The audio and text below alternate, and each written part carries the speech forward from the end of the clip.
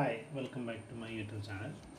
ഇന്നത്തെ video basically digital മാർക്കറ്റിങ്ങിലേക്ക് career build ചെയ്യാൻ പോകുന്ന ആളുകൾ അവർക്ക് വേണ്ടിയുള്ളതാണ്. ബേസിക്കലി അവർക്ക് യൂഷ്വലി സംഭവിക്കുന്ന ഒരു കാര്യം എന്ന് പറഞ്ഞാൽ ഒരു ട്രെയിനിങ് അറ്റൻഡ് ചെയ്യാൻ ശ്രമിക്കും. അതായത് നല്ല ഫീൽഡാണെന്ന് ആളുകൾക്കറിയാം, അപ്പോൾ അതിലേക്ക് എങ്ങനെ സ്റ്റാർട്ട് ചെയ്യണം എന്നവർക്ക് വലിയ ധാരണ ഉണ്ടാവില്ല. അപ്പോൾ അങ്ങനെയുള്ളവർക്കുള്ള വീഡിയോ ആണ്. അപ്പോൾ നിങ്ങളുടെ ഫ്രണ്ട്സ് ആരെങ്കിലും ഷെയർ ചെയ്ത് കൊടുക്കുക. അപ്പോൾ ഞാൻ എൻ്റെ ഒരു നമ്മുടെ സർക്കിളിലുള്ള ഡിസ്കഷൻ്റെ ഭാഗമായിട്ടാണ് ഞാനത് സംസാരിക്കുന്നത്. അപ്പോൾ ഇതിൽ ബേസിക്കലി വന്ന പോയിൻ്റ് ഇതാണ്: കരിയർ ബിൽഡ് ചെയ്യണം എന്ന് ആഗ്രഹിക്കുന്ന എല്ലാവരും ട്രെയിനിങ് എന്ന സാധനത്തിലോട്ട് പെട്ടെന്ന് പോകും. സ്വന്തമായിട്ട് പഠിക്കാമെന്നുള്ളത്, പക്ഷേ അതിന് നമ്മൾ കുറച്ചുകൂടെ എക്സ്ട്രാ എഫോർട്ട് കാരണം ഇട്ടിരുന്നാൽ നമുക്ക് ഒരു ഹോബിയും ഒരു താല്പര്യമൊക്കെ ഉണ്ടെങ്കിൽ ഓട്ടോമാറ്റിക് നമുക്ക് പഠിക്കാം, കാരണം എല്ലാം അവൈലബിൾ ആണ്. അപ്പോൾ നമ്മൾ ട്രെയിനിങ്ങിലേക്ക് പോകും. ട്രെയിനിങ്ങിലേക്ക് പോകുമ്പോൾ നമ്മൾ എന്ത് വെച്ചാൽ രണ്ട് രീതി നോക്കും. ഒന്ന്, നമുക്ക് അഫോർഡബിൾ ആയിട്ടുള്ള നോക്കും. പിന്നെ നമ്മളെന്ന് വെച്ചാൽ ഓഫ്ലൈനായിട്ട് നമുക്ക് അവിടെ പോയിട്ട് പഠിക്കാൻ പറ്റുന്നതോ പൈസ കുറഞ്ഞ അങ്ങനെയുള്ള എല്ലാം പല ഫാക്ടേഴ്സ് ആയിരിക്കും അതിനകത്ത് വരിക. ഇതിൽ നിങ്ങൾ ഓൺലൈനോ ഓഫ്ലൈനോ ഓഫീസിൽ പോയിട്ട് വർക്ക് ചെയ്യുന്ന എന്താണെങ്കിലും നിങ്ങൾ ഒരു കാര്യം ശ്രദ്ധിക്കണം. അതായത് നിങ്ങൾക്ക് ഒരു റെക്കോർഡഡ് ക്ലാസ് ആണ് കിട്ടുന്നതെങ്കിൽ you should not go there.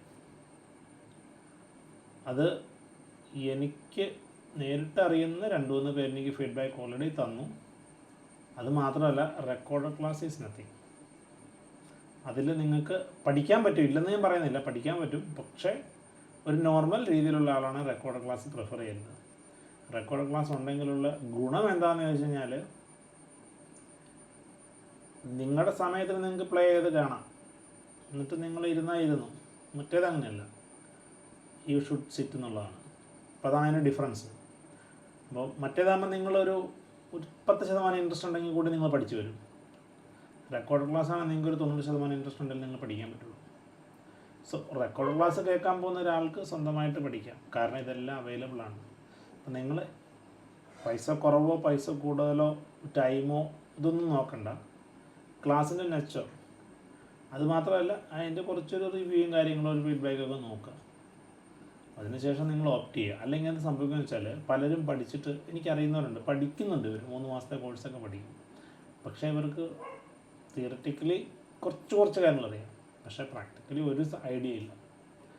Live session ഞാൻ വേറെ വീഡിയോ ചെയ്തിട്ടുണ്ട്, പ്രാക്ടിക്കലായിട്ട് ചെയ്തിട്ടില്ലേ. പിന്നെ ദിസ് ഈസ് നത്തിങ്. ഒരു ലേണിംഗ് എന്ന് പറഞ്ഞ കാര്യമില്ല. നമ്മളിപ്പോൾ ഡ്രൈവിങ് പഠിക്കുന്ന കാര്യം ഒരാളിരുന്ന് ഇങ്ങനെ പറഞ്ഞു തന്നാൽ അങ്ങനെ ഉണ്ടാവും, ചെയ്ത് തന്നെ നോക്കണം. അപ്പോൾ അതങ്ങനെ വ്യത്യാസം. അപ്പോൾ ഇനിയും ആരും ഇതുപോലെ വലിയ റെക്കോർഡ് ക്ലാസ്സിന് വലിയ ഫീസ് കൊടുത്തിട്ട് പോകണം നിർബന്ധമില്ല. ഫണ്ടുണ്ടേ പോകാം, പക്ഷേ ഞാനത് പ്രിഫർ ചെയ്യുന്നില്ല. Like I won't recommend that. അപ്പോൾ വീഡിയോ കാണുന്ന ആർക്കെങ്കിലുമൊക്കെ ഉപകാരപ്രദമാകുമെങ്കിൽ ഷെയർ ചെയ്ത് കൊടുക്കുക.